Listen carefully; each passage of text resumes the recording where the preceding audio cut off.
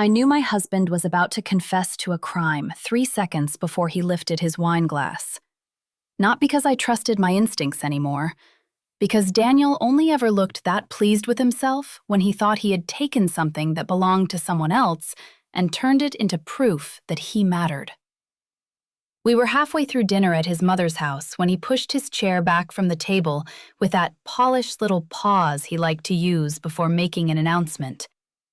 Lorraine had set the dining room up as if she were hosting donors instead of family. Her good china, the heavy silver, candles burning low in crystal holders. The room smelled like rosemary, red wine, and the expensive perfume she wore when she wanted the evening to feel important. His brother, Trevor, was already grinning. That was my first warning. Trevor grinned when he was drunk, when he was lying, and when he thought someone else was about to absorb consequences meant for him. Daniel touched the base of his glass with 2 fingers and looked around the table as if he were waiting for silence to settle properly on his shoulders. My phone vibrated once against my thigh under the tablecloth. I didn't reach for it. "Before dessert," Daniel said, smiling with the warm confidence of a man who had rehearsed the room in advance. "I want to tell everyone some good news." Lorraine put her hand to her chest like she was already proud.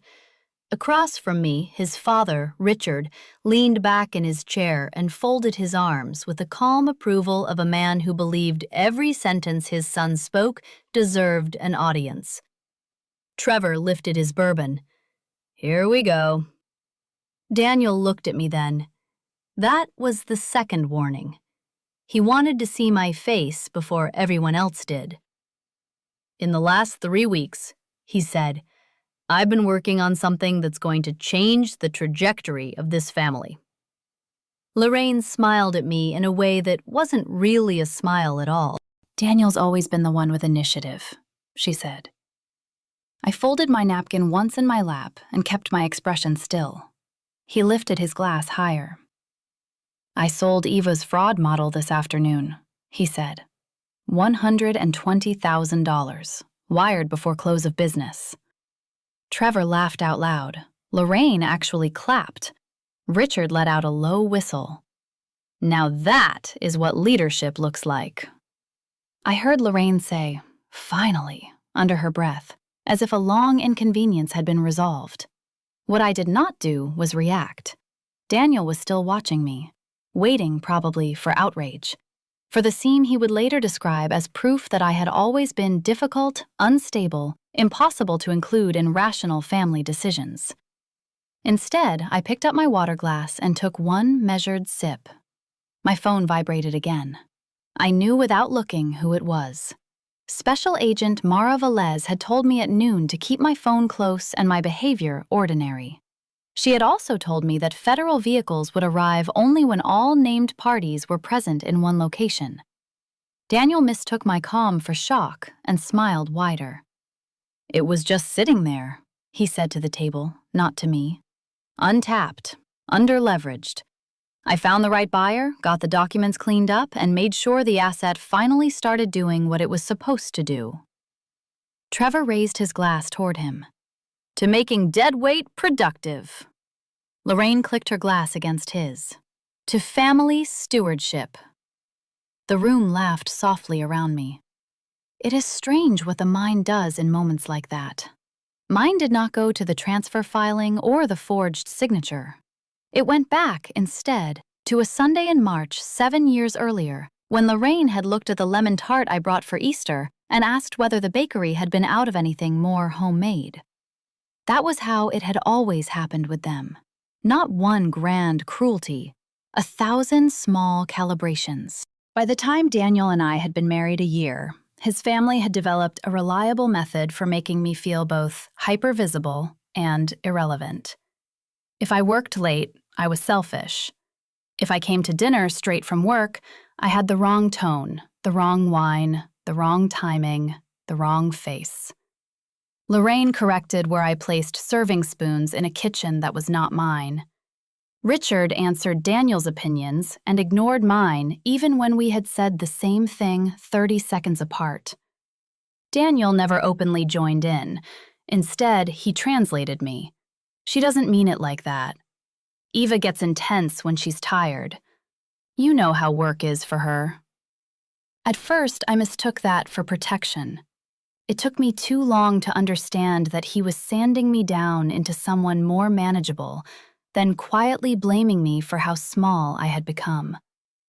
Before Daniel, nobody had ever described me as intimidating. That word entered my life through Lorraine. 2 months after our wedding, she touched my forearm lightly and said, "You're a very impressive woman, Eva. Men just don't always know how to relax around women like you." Daniel heard affection in it. What I heard was instruction. Make yourself smaller. Make yourself easier. Make his comfort your responsibility. The fraud model existed before all of them. That mattered more than Daniel ever allowed himself to believe. I built the first version when I was 29, sleeping 4 hours a night in a studio apartment outside Arlington while consulting for a payment security firm. The model started as a side architecture I coded after work because their existing detection system kept flagging the wrong transaction clusters and missing the ones that actually mattered. 2 years later, a mid-sized financial infrastructure company licensed it, then renewed, then expanded its use. By the time Daniel found out how much the royalties had grown, the model was generating more annually than his base salary. That was the true beginning of the marriage we eventually had. The moment he realized there was something in my life he had not helped build and could not casually claim credit for in a room full of other men. He found the account statement by accident, though accident feels generous now. I had asked him to grab a property tax document from my desk while I was on a client call. When I came into the office 10 minutes later, he was standing by the filing cabinet with one hand on a quarterly royalty summary, reading numbers that had gone very still in his face. "Why do you have a separate account?" he asked. Just the question men ask when they think discovery itself creates entitlement. I remember muting my call and saying, "Because the licensing payments go there." "What licensing payments?" "The model." I should have recognized then that my mistake was not secrecy. It was optimism. I still believed information would clarify character. So I explained it. The consulting work, the structure, the license, the renewals, the revenue. I watched his expression change in small increments as the scale became legible to him. First surprise, then admiration, then arithmetic. He kissed my temple that night and told me he was proud of me. 3 days later, Lorraine asked over dinner whether married people keeping separate revenue streams was a little unusual. After that, the language shifted. My model became our model in casual conversation. The licensing company became people we worked with, though Daniel had never once spoken to them. The account became money we should think strategically about, which in his mouth always meant money he believed should become available for his ideas, Trevor's emergencies, or Lorraine's idea of family unity. I corrected him for a while. "It's licensed under my name."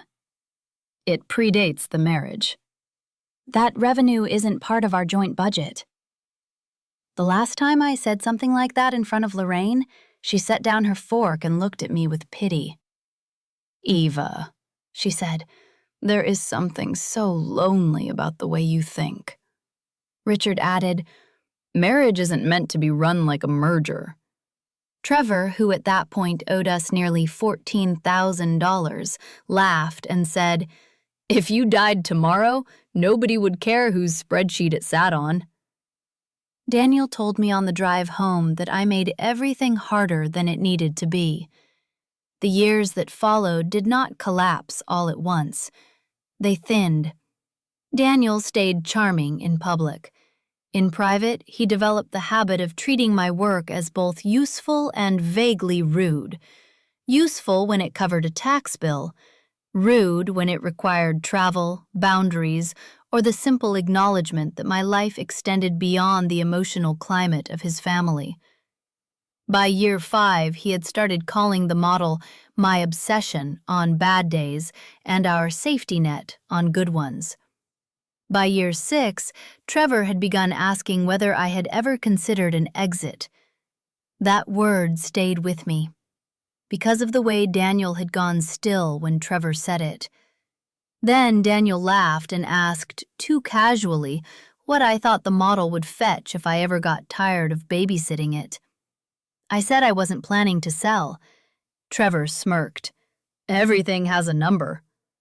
Lorraine added, sometimes women hold on to things long after it stops being practical, simply because it makes them feel secure.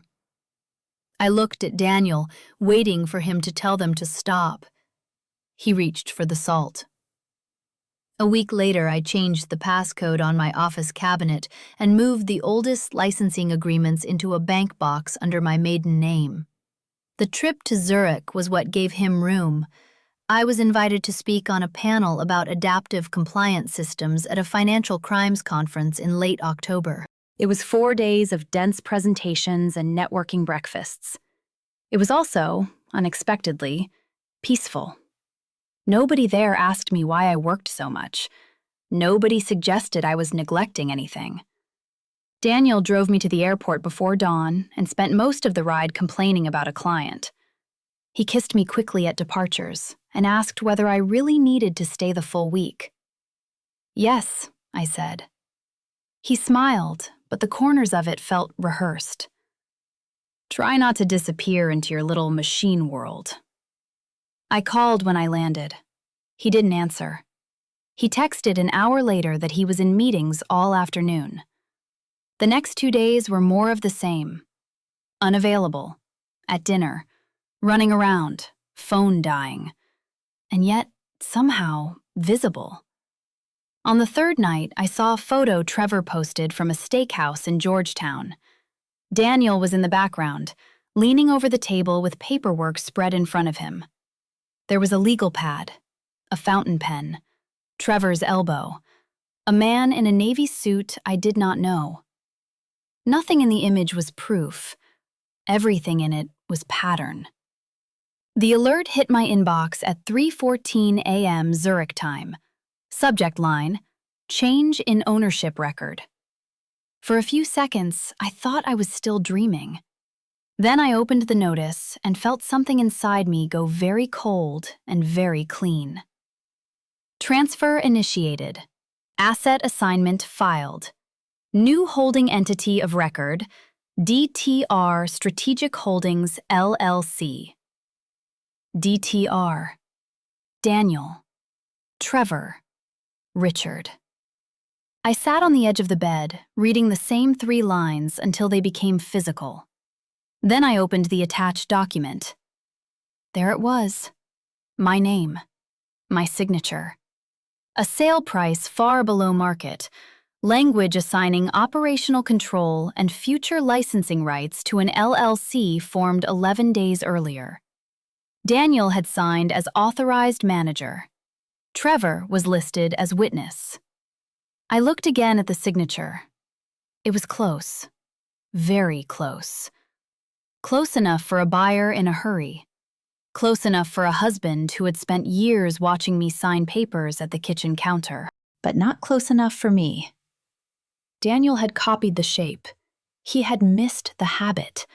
I always lifted my pen before the last letter. This signature didn't. I did not call Daniel. That is the detail people always expect to be different when they hear a story like this later. They imagine fury first, accusation, panic, the kind of confrontation movies have trained everyone to anticipate. But panic is only useful when you need the other person to know they still control the tempo. I did not. I closed the assignment document, put both feet on the carpet, and forced myself to breathe until the room came back into focus. Then I made coffee in the dark hotel kitchenette and opened every file I had stored in the encrypted folder on my laptop. Original licensing agreement, revision history, renewal letters, source architecture notes, ownership declarations, advisory correspondence from the Federal Partnership Office tied to the pilot dataset that had helped train the second generation of the model. Daniel had never read any of it carefully. He had skimmed enough over the years to understand that the model produced money. He had never paid attention to the compliance framework surrounding how it had been developed. That was the first reason I knew he had not done this alone. The second was Trevor. Trevor could smell money through drywall. He had no patience for mechanics, but an almost supernatural talent for identifying situations where a shortcut could be dressed up as initiative. He had been asking questions for months, too many in retrospect. Not technical questions, never those. Questions about renewal cycles, transferability, legal ownership, valuation caps, which kinds of buyers moved fastest, whether software assets could be reassigned quietly before internal teams made things complicated. At the time, I had answered only what politeness required, then changed the subject. I should have heard the preparation in it. At 3:46 a.m., I called Leah Mercer. Leah had been my outside counsel on a licensing dispute 5 years earlier, and my private contingency plan for almost 1 year. Not because I had known Daniel would do exactly this, because marriages rarely announce their collapse in the language people expect. Most of them do it administratively first. Strange transfers, missing records, unauthorized access that gets explained as misunderstanding. Conversations that leave no bruise and still convince you something important has been taken. Leah answered on the third ring, voice rough with sleep, but awake by the time I said, "He transferred it." There was a pause, then, "Start at the top." So I did. The filing alert, the forged assignment, the LLC, the sale amount, the witness line, the fact that I was in Zurich and had not signed anything. I could hear papers moving on her end before I finished. "Do not contact him," she said. "Do not tell anyone you know. Forward everything to me right now, including the metadata from the alert email and the assignment copy. I'm going to loop in someone before U.S. business hours." "Federal?" "Yes." My fingers tightened around the mug. "Because of the training dataset?" "Possibly because of that," she said. "Possibly because of the transfer itself. Possibly because your husband just made the mistake a lot of arrogant people make, which is assuming that forged private paperwork remains private once money starts moving." The coffee tasted metallic in my mouth. "What do I do?" "For the next few hours? Nothing visible." There was another pause, shorter this time, the kind lawyers use when they're choosing between accuracy and comfort, and have decided comfort is less important. "Eva," she said, "if he moved this through a buyer with any institutional exposure, this is not going to stay small." At 5:12 a.m., after I sent her every file she asked for, I stood at the hotel window and watched streetcars slide through a city that had never heard of Daniel Whitaker and did not care whether my marriage survived the week. I liked Zurich for that. Its indifference felt clean. By 7:30, Leah emailed back with 2 lines and a number. "Call her now. Use Signal if possible." The woman who answered introduced herself as Mara Velez, Special Agent, Financial Cybercrime Task Group. Her voice was calm in the way some people's voices become calm only after they have spent years listening to lies delivered with confidence. "Ms. Vale," she said, "I understand you're currently out of the country." "Yes." "When do you return?" "Thursday afternoon." "All right. I'm going to ask a few basic questions, and then I'm going to ask you to continue with your schedule as normally as you can." That sentence changed the air in the room. Not because it scared me, because it confirmed scale. I answered everything carefully. When had I first been notified? Did I authorize any transfer? Did Daniel Whitaker have power of attorney over any related business interest? Had I ever granted Trevor Whitaker authority to negotiate on my behalf? Were there shared accounts that recently received unusual deposits? Had either man ever accessed my office, devices, or physical records without direct permission? On that last question, I hesitated. Not because the answer was unclear, because once I said yes, I understood I was not describing marital conflict anymore. I was describing a pattern. Yes, I said. My office, my filing cabinet, my desk drawers. He always treated it like shared space when it suited him. Did you ever object? Yes. Do you have that in writing? Yes. I had text messages, emails, one especially ridiculous exchange from the previous winter in which Daniel accused me of being territorial because I asked him not to remove original documents from my cabinet without telling me first. I sent those too. Agent Velez asked me about the federal advisory correspondence tied to the pilot dataset and whether the transfer should have triggered additional notification requirements. It should have, I said. Would someone reviewing the paperwork carefully know that? Yes. Would someone skimming for money ignore it? Yes. I heard the almost smile in her voice when she said, "That tracks." She asked whether Daniel knew I had received the alert. No. Do you intend to tell him? No. Good. That single word should not have steadied me as much as it did. People imagine law enforcement as dramatic or forceful. Mara Velez was neither. She sounded like someone assembling furniture from parts other people had dumped in the wrong boxes. Deliberate, precise, not emotionally available to the excuses of men like my husband. She told me a buyer had already surfaced through preliminary inquiry, and that they were moving fast because the sale had involved interstate funds and potentially false attestations on the transfer instrument. She did not tell me everything she knew. I could hear the withheld structure around her questions, but she told me enough. Do not alert your husband. Do not alter your routine in any obvious way. If there is a family event or shared gathering when you return, attend it unless you believe you are physically unsafe. Physically unsafe? I repeated. There was a beat. People who believe they're still in control tend to stay predictable, she said. People who realize they've lost control all at once can become improvisational. I looked down at the neat Swiss street below my window and thought, with surprising clarity, that Daniel was going to be furious not because he had committed a crime, but because his audience had been mistimed. He had not stolen from me for money alone. Money was part of it. But this was also theater. He wanted the transfer done while I was away. He wanted the sale completed before I returned.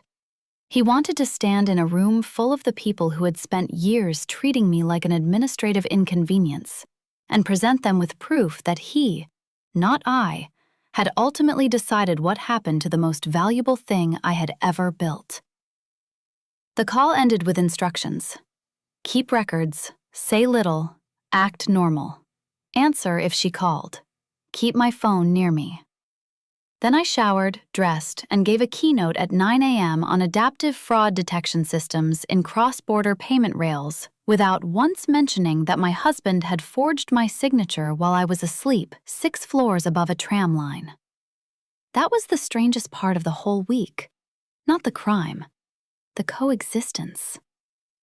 I stood under stage lights, speaking clearly about trust architecture and institutional misuse patterns, while a hidden part of my life was collapsing according to the very logic I was describing. After the session, 3 people approached me with business cards. A compliance director from Amsterdam, a fintech founder from Boston, a DOJ consultant who wanted a copy of my slides. I smiled, answered questions, and handed out my contact information. At lunch, Leah texted, "Buyer confirmed. Virginia entity. More later. Stay steady." Stay steady. As if steadiness were a thing one chose once and then owned for the day. By that evening, Daniel finally called. I let it ring twice before answering. "Hey," he said, light and casual, like a man checking in from an ordinary marriage. "You alive over there?" "Barely," I said. "Long day." "You sound tired." "I am." He laughed softly. "That conference is wringing you out, huh?" I looked at my reflection in the hotel window. "Something like that." For a moment, I thought he might say it. Not the truth, exactly, but some testing version of it, a hint, a probe. Men like Daniel often circle their own dishonesty, the way children circle a hidden gift, hoping someone else will notice before they have to decide how to present it. Instead, he said, "Mom wants to do dinner when you get back." "Of course she does. She's making the roast you like." I almost smiled at that. Lorraine never made the roast I liked. She made the roast she considered correct. "What's the occasion?" I asked. There was the smallest pause. "Just family." I turned away from the window. "Fine." He exhaled like I had passed a test. "Good. I thought it'd be nice." After we hung up, I sat on the bed and stared at the blank television screen until Leah called. "The buyer is called Mercer Pike Analytics," she said. "Regional risk consulting shop outside Alexandria. Small, aggressive, too eager to look larger than they are." "Did they know?" "They knew enough to ask the wrong questions and accept the wrong answers." "Is the money real?" "Yes." I closed my eyes. 120,000, she continued. Below market by a humiliating amount, frankly, but high enough for them to think they'd gotten something strategic and high enough for Daniel to imagine he was a deal-maker. That was exactly it. He had not sold the model at its worth. He had sold it at a number that would sound impressive over red wine. I pictured him leaning over some polished restaurant table, talking too confidently to men who mistook his certainty for expertise. Trevor nodding beside him. Daniel using words like scalability and underutilized and family office as though vocabulary itself could substitute for ownership. "Leah," I said, "how bad is this?" "For him?" "For all of them." She was quiet a moment. "Worse than he thinks," she said. "Better than it could have been for the buyer if they cooperate early. Trevor's exposure depends on how much he touched and how much they can document. Your husband is a different problem. Because he signed, because he initiated, because he forged, because somewhere in all this, he had likely moved through accounts, emails, or devices that would show not one bad decision, but a line of them." When I got home Thursday afternoon, the house looked normal in the manipulative way only dishonest homes can. Nothing overturned, nothing visibly missing. The same cream sofa, the same framed print in the hallway, the same bowl of keys on the entry table Daniel had bought at a gallery in Santa Fe and talked about for a month as if purchasing ceramics were evidence of depth. But ordinary is not the same as untouched. My office door was slightly ajar. I always closed it.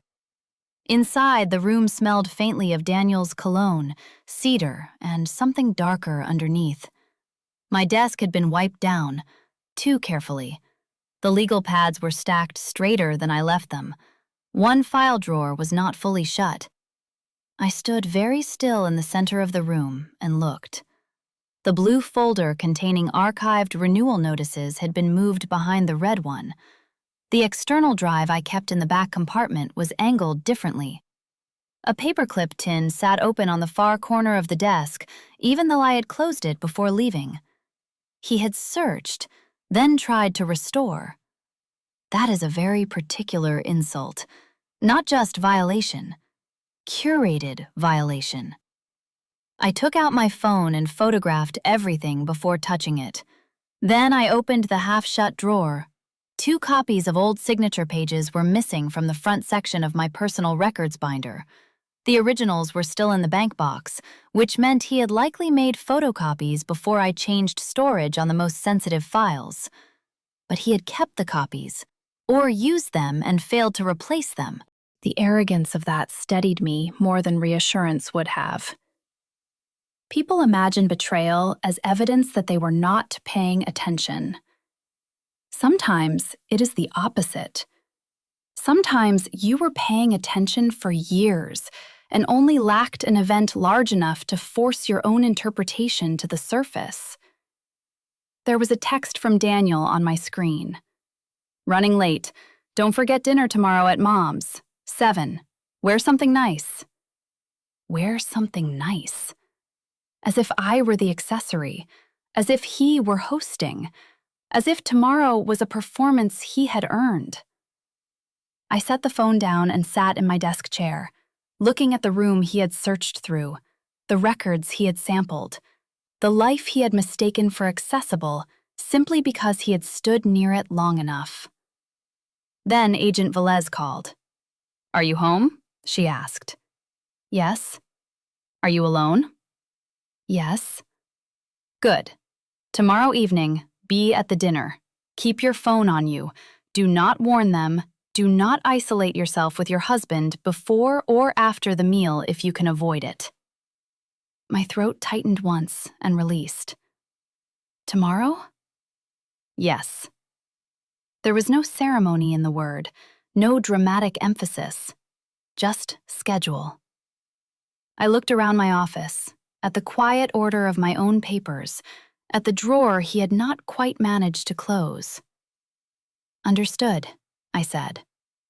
"Ms. Vale," she said, and for the first time her voice shifted by half a degree into something almost personal. "Men like this often count on your need to preserve dignity. They assume you'll choose privacy over consequence. Don't do their work for them."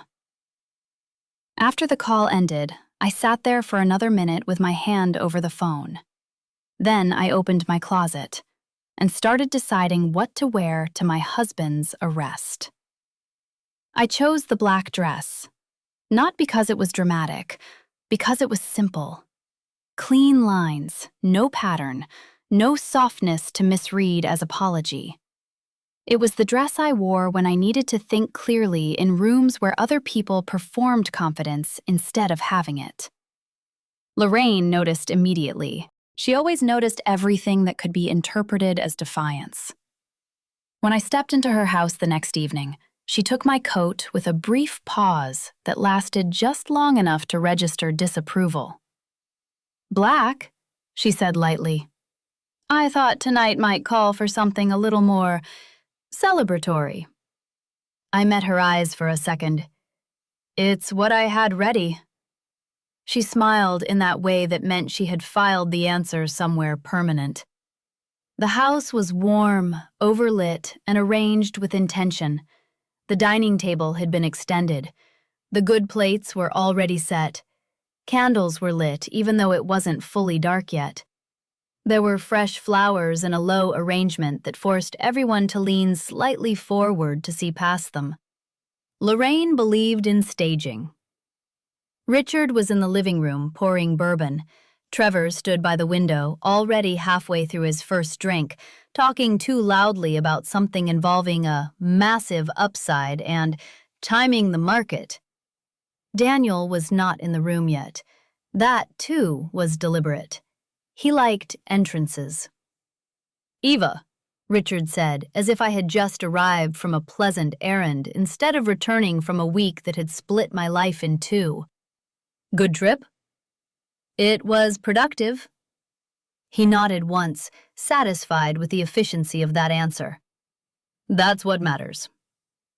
Trevor looked over, smirked, and lifted his glass in my direction. "Hope you're ready for some good news." "I've heard there's something to celebrate," I said. He laughed. "Oh, you have no idea." I did. I walked into the dining room and took my usual seat, not at the head, not centered, slightly off to the side, the place Lorraine had set for me years ago and never changed. There is a particular kind of invisibility that comes not from being ignored, but from being consistently positioned just outside the center of things, close enough to observe, far enough to exclude. I had spent 7 years in that chair. Tonight, for the first time, it felt useful. Daniel entered the room 5 minutes later. He had changed his shirt, white, crisp. Sleeves rolled just enough to suggest effort without formality. He looked elevated. That was the word. As if he had stepped into a version of himself he had been rehearsing privately and was finally ready to present. When he saw me, his expression flickered, just briefly. He was checking. Not whether I was upset, whether I knew. I gave him nothing. He leaned down, kissed my cheek, and said, "You look good." "So do you." "Jet lag hitting yet?" "Not really." "Good," he said, straightening, already turning away. "I want you present for this." That sentence told me everything I needed to know about how he saw the evening. Not as something we would share, something he would deliver. Dinner began the way Lorraine preferred, controlled, sequential, with just enough conversation to fill silence, but never enough to invite deviation. She served the roast. Richard carved. Trevor talked. Daniel waited. I felt my phone against my thigh, still, silent. Agent Velez had said they would arrive when all parties were present. We were all present, so they were coming. That knowledge settled into me not as fear, but as structure. For years, everything in that house had been structured around Lorraine's expectations, Daniel's moods, Trevor's needs. Tonight, for the first time, something larger than all of them was moving toward the table. Daniel let the meal progress through 2 courses before he stood. He didn't rush. He never rushed moments he wanted remembered.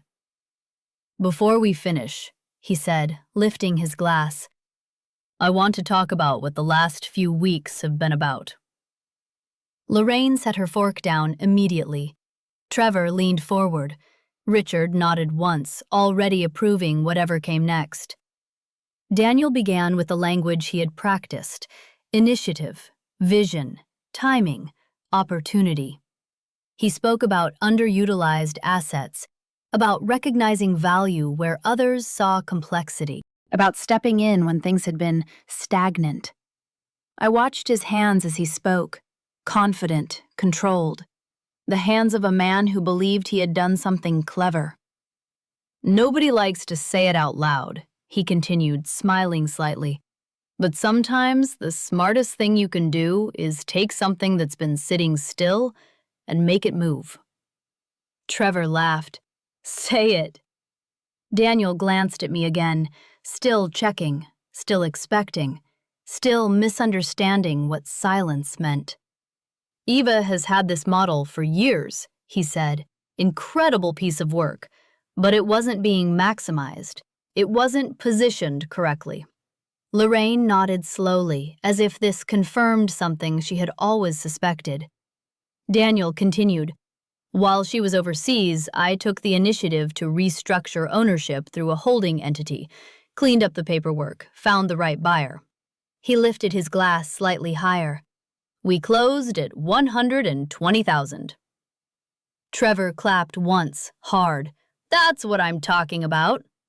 Richard raised his bourbon. "That's decisive action." Lorraine reached across the table and touched Daniel's wrist. "I knew you would be the one to bring things into alignment." I sat very still, not because I was restraining myself, because there was nothing to restrain. Daniel had spent years explaining me to other people. Tonight, he was explaining himself, and for the first time, no one was going to interrupt him. He kept going. That was the mistake. Men like Daniel rarely stop when they should. They expand. "I spent some time studying the documentation," he said, almost casually, "understanding how everything was structured.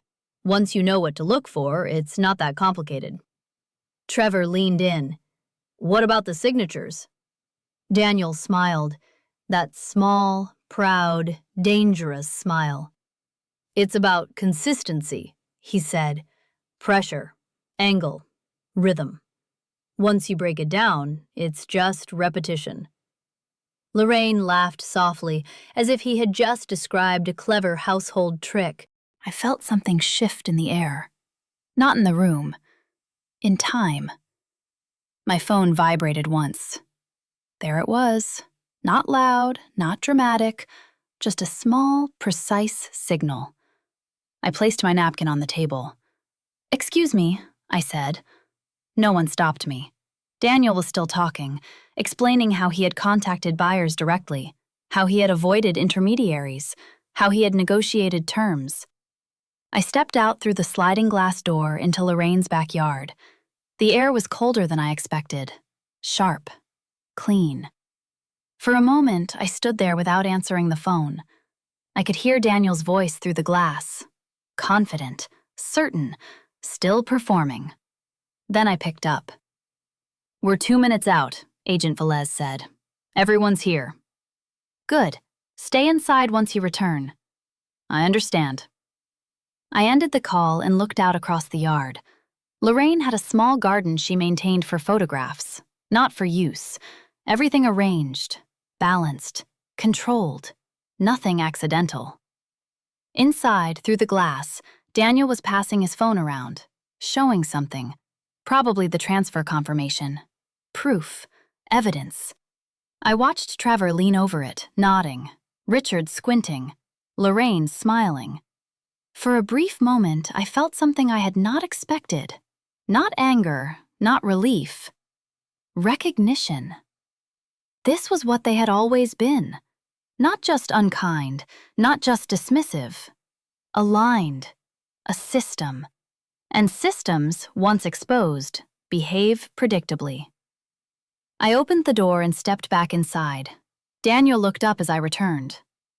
"Work?" he asked, with that familiar tone that made work sound like inconvenience. "Always," I said. He smiled, satisfied, and turned back to his audience. "I'm telling you," he said to Trevor, "once you understand how these things are structured, it's just about execution." Execution. The word lingered. Outside, I heard the first car. Not loud, not rushed, just present. Then another, and another. Lorraine frowned slightly. "Are we expecting someone?" "No," Richard said. I stood. "I'll get it." Daniel didn't stop me. He was mid-sentence, still explaining, still certain. I walked down the hallway toward the front door. Each step felt exact. Not heavy, not hesitant, just precise. I opened the door. Agent Mara Velez stood on the porch, 4 agents behind her. No raised voices, no urgency, just quiet authority. "Ms. Vale," she said. "They're all in the dining room." She nodded once. "Thank you." I stepped back and let them in. They moved past me without hesitation, through Lorraine's carefully arranged hallway, across her polished floors, into the room where Daniel was still talking. The moment they entered, the space changed. Not gradually, completely. Daniel stopped mid-sentence. Trevor's glass froze halfway to his mouth. Richard lowered his bourbon. Lorraine stood. "What is this?" she said. Agent Velez stepped forward, credentials visible, voice calm. "Daniel Whitaker?" Daniel blinked. Confusion first, then irritation. "Yes." "You are under arrest for wire fraud, identity fraud, and unauthorized transfer of protected intellectual property." Silence. Absolute, total. The kind of silence that doesn't belong to a room anymore. It belongs to the moment. Daniel laughed once. Short, sharp. This is a mistake. Agent Velez didn't respond to that. She continued. You are also being charged in connection with falsified documentation and interstate financial transactions related to the sale of said property. Trevor moved. Not fast, not obviously, but toward the hallway. One of the agents stepped slightly to the side, blocking. Effortless. Trevor Whitaker, Agent Velez said without looking at him.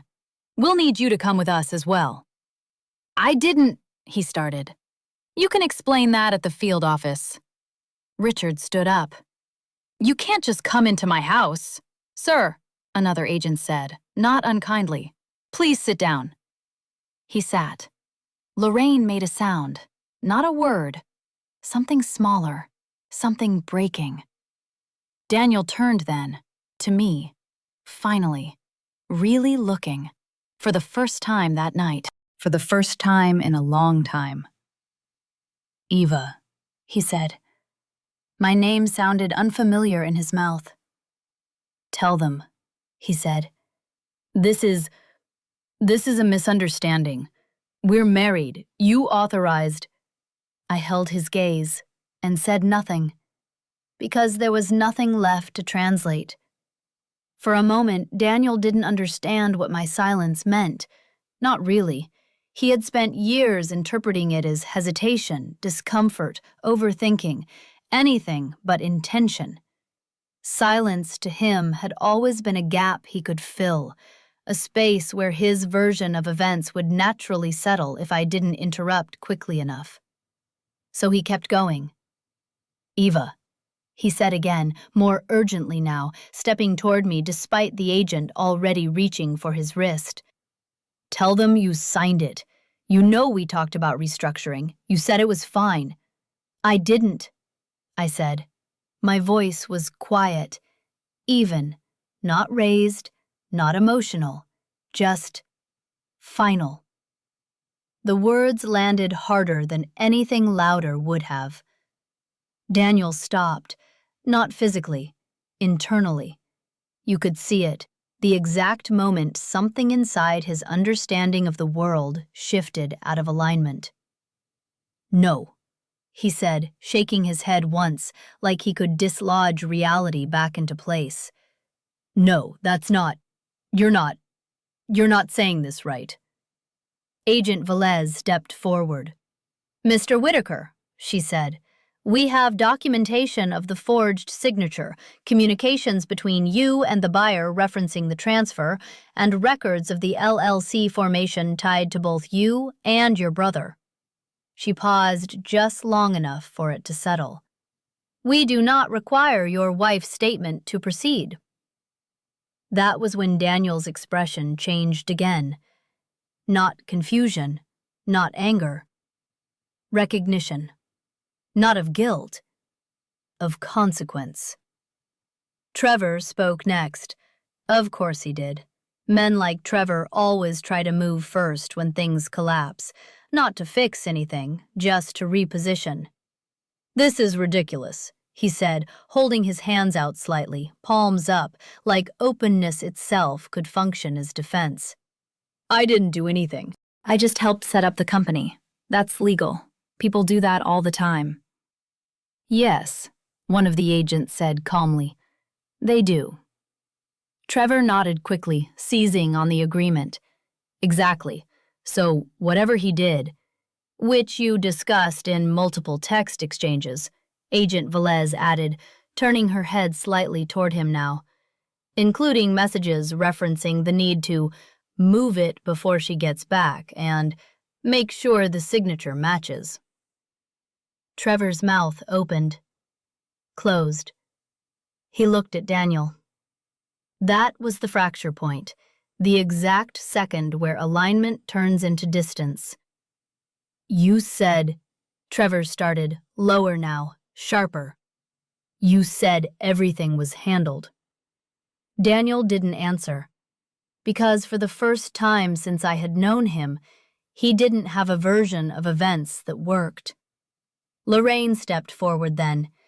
"Excuse me," she said, her voice regaining structure, as if she could reassemble control through tone alone. "There must be some misunderstanding. My son is not a criminal. He was managing family assets."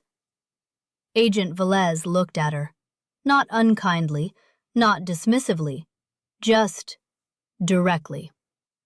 "Ma'am," she said, "assets developed prior to marriage, registered under separate ownership, and transferred without authorization using falsified documentation are not family assets. They are evidence." Lorraine flinched, not visibly, but something in her posture tightened. Richard tried next, different approach, authority instead of denial. "You need a warrant," he said. "You can't just walk in here and start making accusations." "We have one," the agent beside him said, already holding it out. Richard took the paper, read just enough of it to understand, then sat down again, slower this time. Daniel looked back at me, still searching, still trying to find the version of me he understood, the one who would smooth this, contain it, translate it into something survivable. "Eva," he said again, quieter now, almost reasonable. "We can fix this. Just tell them you knew, that it wasn't forged, that we talked about it." 7 years of conversations flashed through me in that moment. Not the big ones, the small ones, the corrections, the dismissals, the explanations I never finished because he had already moved on. All the times I had been slightly outside the conversation, slightly misrepresented, slightly adjusted. And now, finally, he needed me to speak, not as myself, as his correction. I folded my hands together, looked at him, and said nothing. Agent Velez nodded once to the agent beside her. It was subtle, but it was the signal. The agent stepped forward and took Daniel's wrist. The click of the handcuffs was not loud, but it carried. Through the room, through the table, through every version of reality Daniel had constructed. Lorraine made that sound again, the one that wasn't a word. Trevor took a step back, then another, until he realized there was nowhere to go. Richard stared at the warrant in his hand like it might rearrange itself if he waited long enough. Daniel didn't resist. That was almost surprising. He didn't fight, didn't argue, didn't raise his voice again. He just stood there, looking at me, trying even now to understand what had happened. "How?" he said finally, not to the agents, to me. How did this happen? The answer was simple. It had always been happening. He just hadn't noticed. They moved him toward the hallway. Trevor followed, less steady now, less certain, less anything. Lorraine reached out. "Daniel." An agent gently redirected her hand. "Ma'am." She stopped, not because she accepted it, because she didn't know what else to do. The house felt different now, not quieter, emptier, as if something essential had been removed, and what remained didn't quite know how to hold its shape. Agent Velez paused near me. "We'll need a full statement," she said. "Tomorrow or Monday, depending on your schedule." "Tomorrow is fine." She studied my face for a second, not evaluating, not judging, just registering. "You handled that well," she said. I almost smiled. "I didn't do anything." She tilted her head slightly. "Exactly." Then she turned and followed the others out. The front door closed, and just like that, it was over. Not the consequences, not the process, but the moment, the performance Daniel had planned, the version of the story he thought he was going to tell. Gone. Lorraine sat down slowly, her hands were still shaking. This is insane," she said, but the conviction was gone. Richard didn't answer. He was still holding the warrant, reading it again, as if comprehension required repetition. Trevor was the first to speak. Of course he was. "What the hell was that?" he said, running a hand through his hair. "What did you do?" He wasn't asking me, not really. He was asking the room, asking the situation, asking reality to explain itself in terms he could manage. I stood, picked up my coat, smoothed the sleeve once. "I didn't do anything," I said. That wasn't entirely true, but it was the only answer they would understand. Lorraine looked up at me, really looked, for the first time, not assessing, not correcting, seeing. "What is happening?" she asked. There was something almost fragile in the question, something new, something she had never needed before, information she couldn't control. I held her gaze for a moment, then said, "You should call a lawyer," and walked out. The air outside was colder than before, or maybe I was just more aware of it. I stood on the front steps for a second, breathing in, letting the quiet settle. Then I walked to my car, sat down, closed the door, and for the first time all night, I allowed myself to feel something. Not relief, not yet.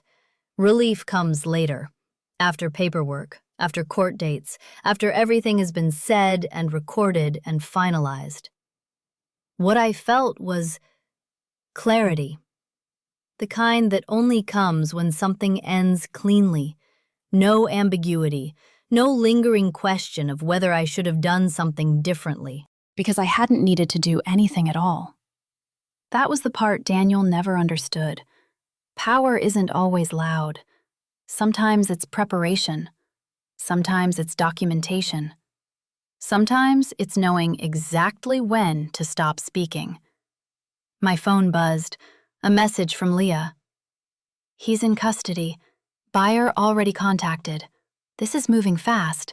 Call me when you're home." I stared at the screen for a moment, then started the car. As I pulled away, I glanced once in the rearview mirror. Lorraine's house looked exactly the same. Lights on, curtains drawn. Perfect. From the outside, nothing had changed, but inside, everything had already started to collapse. The next morning, the calls began. Not from Daniel, he didn't have access to a phone yet. From everyone else. Numbers I didn't recognize, numbers I did. Colleagues, acquaintances, one reporter. I didn't answer any of them. I called Leah. "Walk me through it," I said. She did. Efficient, precise, no drama. "The buyer is cooperating," she said. "They're claiming they relied on the documentation provided. That helps them, not him." Trevor? Already talking. That didn't surprise me. Daniel? A pause. "He still thinks this is negotiable." I closed my eyes briefly. Of course he did.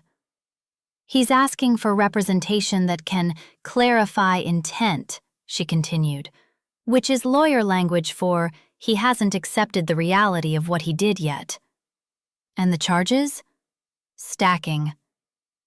That word landed heavier than anything else she'd said.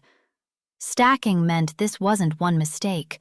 It was a structure, a pattern, a case. "And me? You're clean," she said. "More than clean. You're central." Central. Not as a victim, as a reference point. Everything he had done was measured against what I had built, what I had documented, what I had not allowed him to take. "Good," I said. There was a pause. Then Leah added, softer now, "How are you?" I thought about that. Really thought. Because it mattered. Not to her. To me. "I'm done," I said. And for the first time, It felt true. The house was quiet when I hung up. Too quiet. Not empty, just absent. Daniel's presence had always filled space, even when he wasn't speaking. Now it was gone, and what remained was something I hadn't felt in years. Room. I walked into my office, sat down, opened my laptop, and began making a list. Not of what I had lost, of what was still mine.